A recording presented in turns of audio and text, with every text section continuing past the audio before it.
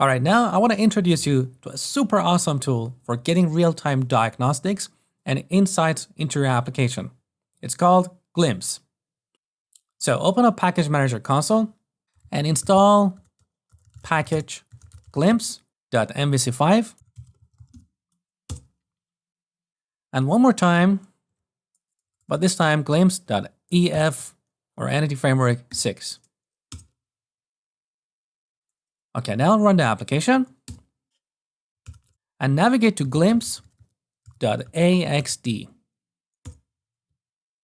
So Glimpse adds this endpoint in your application, and here you can turn it on or off. This dashboard is only accessible locally for security reasons. So if you want to use Glimpse on an application that is deployed to production, you need to do additional steps, and you can read about it in the documentation of Glimpse. Now let's turn this on. So basically, Glimpse puts a cookie on your machine, and this cookie is sent back and forth with each request. On the server, Glimpse has a module that intercepts every request. If it finds this cookie, it will render diagnostics information for you. Let's have a look. So I'm going to navigate to list of customers. Okay, look, we get this little bar on the bottom of the screen. Here we have 3 tabs: HTTP, Host, and Ajax. And if you hover over any of these tabs, you see more details. So this request took almost 700 milliseconds to execute. In the Host tab, we can see what methods have been called to handle this request. So it was the index action or the index method of customer's controller. Now let's click on this G icon here. There is tons of data here in various tabs, and you really need to play with them yourself or read the documentation.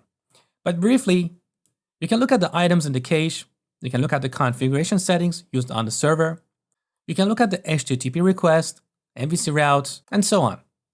Now on this page, we're using Ajax to populate the list of customers. It's our data table plugin that is querying our API to get the list of customers, right? So let's go to the Ajax tab. As you see, we have an Ajax request that took 7 milliseconds to execute. Let's inspect this request. Now, if you navigate to any of these tabs here, you see data related to this Ajax request. So we go to SQL tab. You see we have had 1 connection to the database, 1 query, and the total execution time of this query was 3 milliseconds. And if you scroll down, you can see the actual query that Entity Framework executed on our database. Now let me show you something. Don't type, just watch what I'm doing.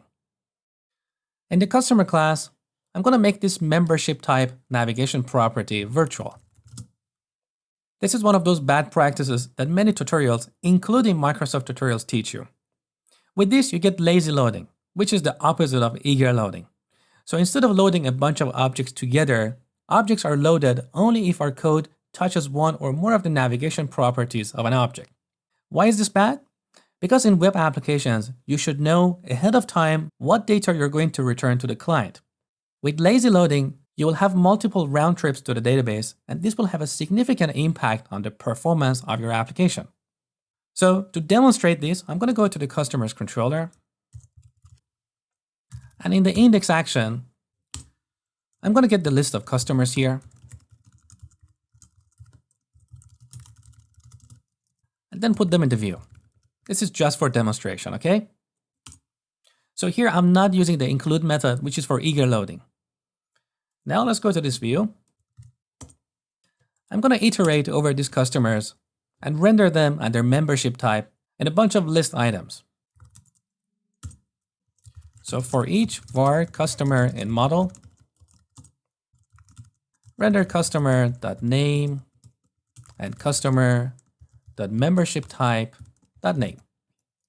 Now build, back to the browser, refresh. Now in the SQL tab of Glimpse, you see we have 3 connections and 3 queries, which used to be 1. Let's take a look at the actual query. So here's our first query, which is basically selecting multiple columns from the customers table. Then we have 2 more queries to get the membership type for each customer. We didn't have these 2 queries in the past. So what's happening here? Well, in our controller, when this line is executed, Entity Framework queries the database to get the list of customers. But their membership type is not loaded. It's not eager loaded. But here in the view, when we're iterating over each customer, when we touch the membership type property, Entity Framework is going to query the database again to get the membership type for that customer.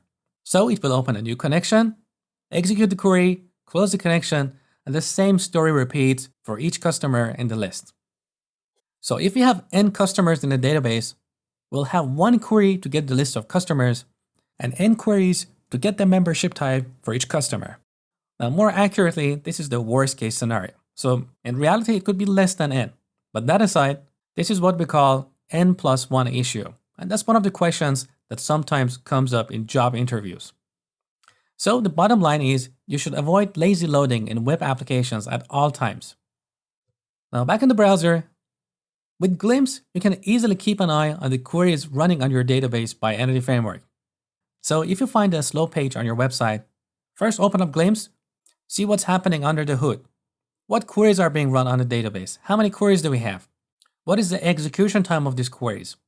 If you find an Entity Framework query that shows to be slow, then you can optimize by creating a store procedure and calling it via your DB context. Explanation of this is really beyond the scope of ASP.NET MVC course, and if you want to learn it, I would suggest to look at my Entity Framework course on Udemy.